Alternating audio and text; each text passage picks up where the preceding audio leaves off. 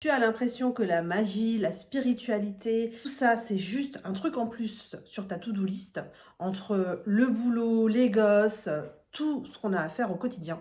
C'est vrai que prendre un moment pour soi, ça relève vraiment du miracle. On va parler d'inversion psychologique, de sac de pollution interne et de la règle des 3 nécessités. À la fin, tu sauras comment transformer ta vie en véritable laboratoire magique sans y passer des heures. Au programme, on va voir l'erreur de ta liste des courses et pourquoi l'émotion est ton carburant. Comment arrêter de saboter tes propres demandes. Et enfin, le protocole en 5 étapes pour faire des rituels efficaces et surtout express. Si ce type de sujet t'intéresse, tel que la magie, la spiritualité, la médiumnité, etc., n'hésite pas à t'abonner à ma chaîne et surtout viens faire un tour sur mon site internet. Je te partage le lien en description. Tu trouveras une formation, un programme que je viens de mettre en ligne. Ça s'appelle la magie bienveillante. Donc c'est une magie réelle que tu peux créer chez toi, mais qui prend soin de toi et de ton foyer. Donc il n'y a absolument aucun retour à l'envoyeur, il n'y a absolument aucun sort pour faire du mal à quelqu'un. Ce sont que des choses pour prendre soin de ta personne,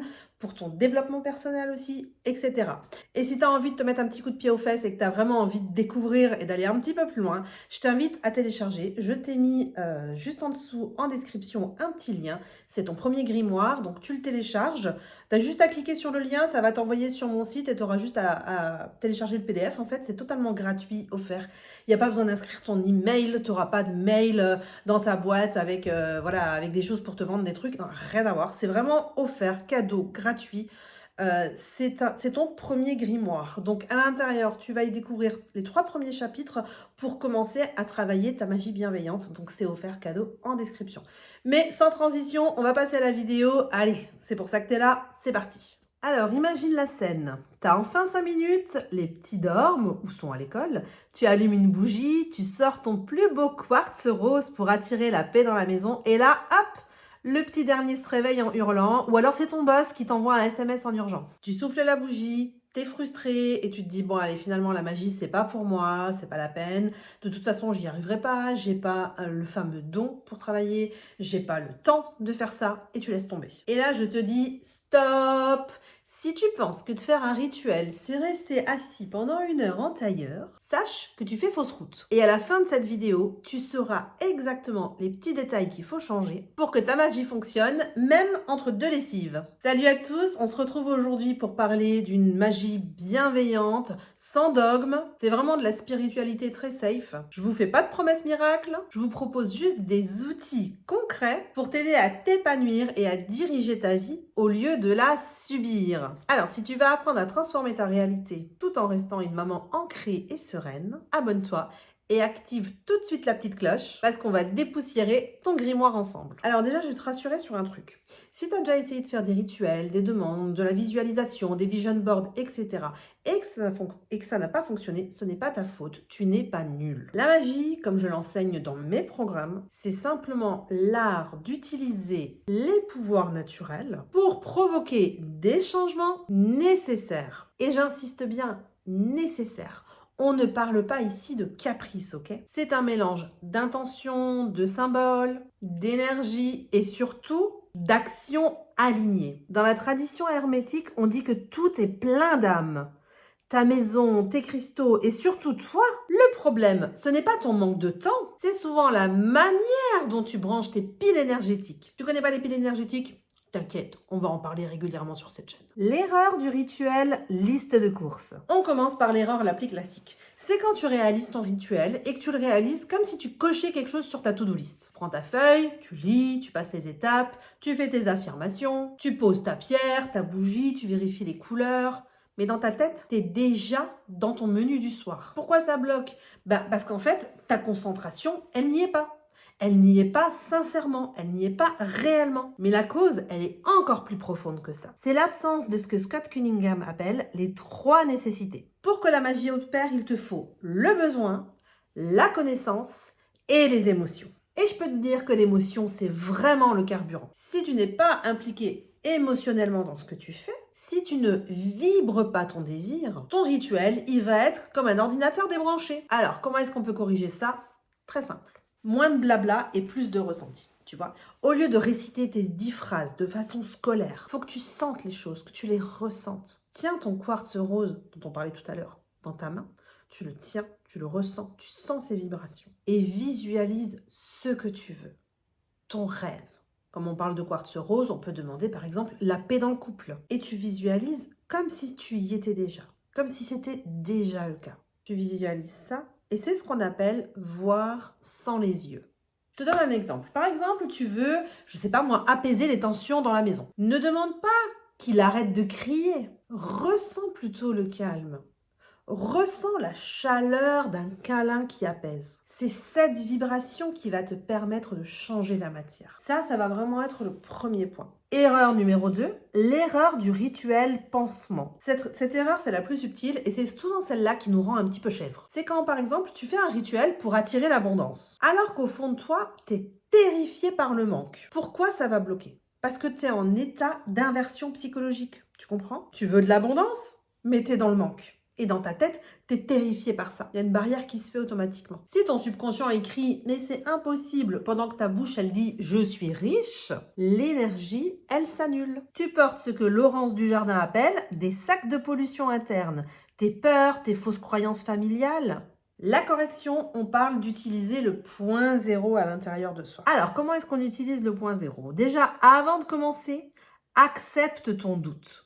Alors ça, je sais qu'il y en a plein qui vont ne pas être d'accord avec moi. Il y en a plein qui vont dire « Non, si tu doutes, ça fout en l'air ton rituel. » Je ne suis pas d'accord. Et j'ai pour preuve des rituels qui ont fonctionné moult et moult fois. Va voir sur mon site, tu as plein de retours clients qui t'expliquent que ma magie, elle existe. Il n'y a pas que une version, ok? Non, pour moi, le doute, on l'intègre au rituel. Et pour ce faire, je vais commencer par dire, par exemple, je commande d'être au point zéro et de recevoir cette abondance, même si une part de moi n'y croit pas encore. Donc, tu vois, tu intègres ton doute. Et ça va casser, ça va désorceler vraiment ton conflit intérieur, en fait. Par exemple, tu rêves d'avoir ce nouveau boulot, mais tu te sens complètement illégitime. Avant de brûler ta bougie, par exemple, tu peux prendre une bougie orange pour le succès. Je te conseille de tapoter tes points d'énergie en admettant ta peur. Ça nettoie un petit peu le terrain avant de vraiment semer l'intention en toi. Et enfin, l'erreur numéro 3. Aujourd'hui, on va parler de l'erreur de l'externalisation. Ça, c'est le game changer. C'est l'idée que ta magie, c'est une baguette magique qui va agir dans ta vie sans que tu sois même aligné au niveau de tes actions personnelles. C'est par exemple attendre que l'univers il déplace les meubles pendant que toi tu es en train de regarder Netflix tranquillou.